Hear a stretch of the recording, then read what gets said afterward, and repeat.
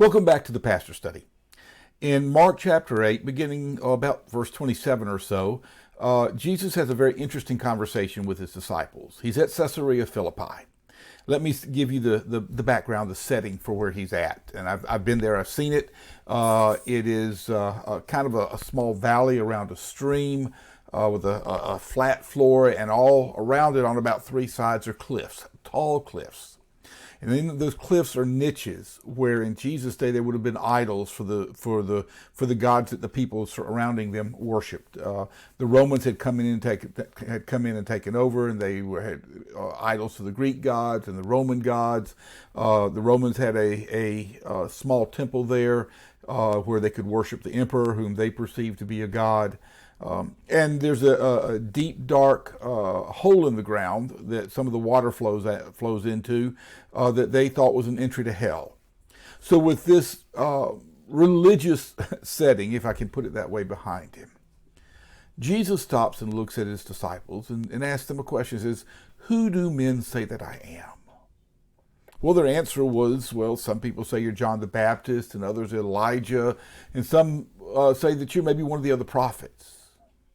And then Jesus asked them a very penetrating question. Who do you say that I am? That's an important question. We're asked many questions in our lifetime. Many of them have great importance. Questions such as, would you marry me? Would you like this job? How would you feel about being a daddy? All sorts of questions of that nature. Questions that will impact our lives for the foreseeable future.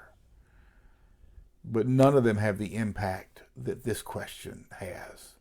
Who do you say that I am?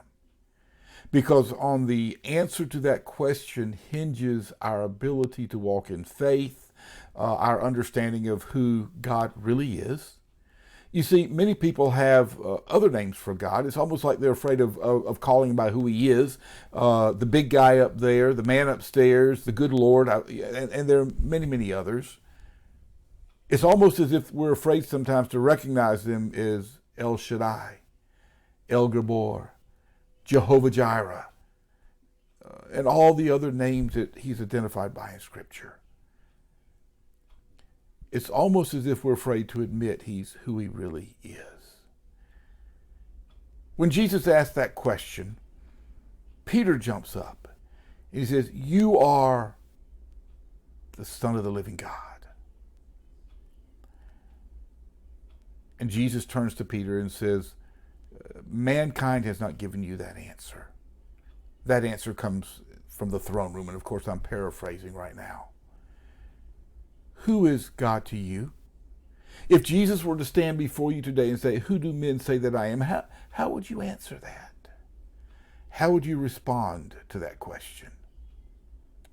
On your answer hinges everything. Because if you don't understand him to be the Messiah, the Son of the living God, then your faith is useless, because your faith has to be in the Son of God. Your faith can't be in the big guy upstairs or some remote God who maybe made the earth and set it a-spinning and stepped back to let us deal with it ourselves. You see, God, El Shaddai, the mighty God, is not only creator, but he's the God who wants to be personally involved in our lives. He sent his son Jesus, the Son of God, so that we could have a relationship with the Father through the Son. Who do men say that I am? That's important. But far more important than that is, who do you say that I am? And upon your answer to that question hinges your eternal future. It's that simple and that important. If I can help you in any way with that answer, please contact me. And I'll still look forward to seeing you next week in the Pastor Study.